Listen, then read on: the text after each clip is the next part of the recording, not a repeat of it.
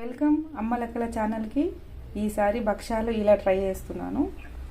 ఒక tea glass శనగపప్పు, ఒక టీ గ్లాస్ పల్లీలు, ఒక టీ గ్లాస్ జీడిపప్పు, ఇవి రెండు కలిపి ఒక 4 గంటలు నానబెట్టుకోవాలి. ఇది సపరేట్గా నానబెట్టుకోవాలి. 4 గంటల కంటే ఎక్కువే నానబెట్టిన, రాత్రి నానబెట్టుకుంటే ఇంకా బెటర్. దీన్ని మెత్తగా ఉడికించుకోవాలి. ఒక 3-4 విజిల్స్ వస్తే సరిపోతుంది.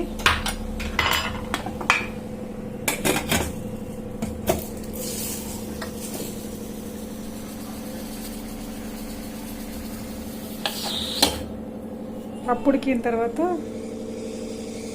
పప్పు ప్లస్ జీడిపప్పు కలిపి మిక్సీ చేసుకోవాలి. ఉడికిపోయింది. పల్లీలు కూడా మెత్తగా ఉడికిపోయినాయి. నీళ్ళు తీసేసి జీడిపప్పు వేసి మిక్సీ పట్టుకోవాలి. ఇది మిక్సీ పట్టుకున్నాను. పాకం కోసం స్టవ్ వెలిగించి కొన్ని వాటర్ వేసి ఒక టీ గ్లాస్ ఫుల్గా ఒక టీ గ్లాస్ బెల్లం. పాకం వచ్చిన తర్వాత ఈ పేస్ట్ అందులో వేసుకుంటే సరిపోతుంది. ఇది పాకం వచ్చేసింది, ఒకసారి చూసుకుంటే సరిపోతుంది. వాటర్లో వేస్తే ముద్దలాగా వచ్చేసింది. దీంట్లో సోంపు ప్లస్ ఇలాచి రెండు కలిపి దంచింది. కలర్ కోసం కొంచెం పసుపు వేసుకుంటున్నా. ఈ పాకం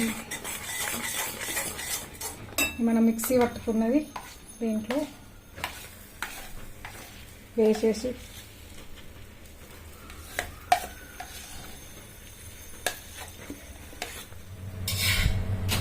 పాకం మనం గట్టిగానే తీసుకోవాలి. నీళ్ళలో వేస్తే రాయిలాగా బండలాగా వచ్చే విధంగానే తీసుకోవాలి.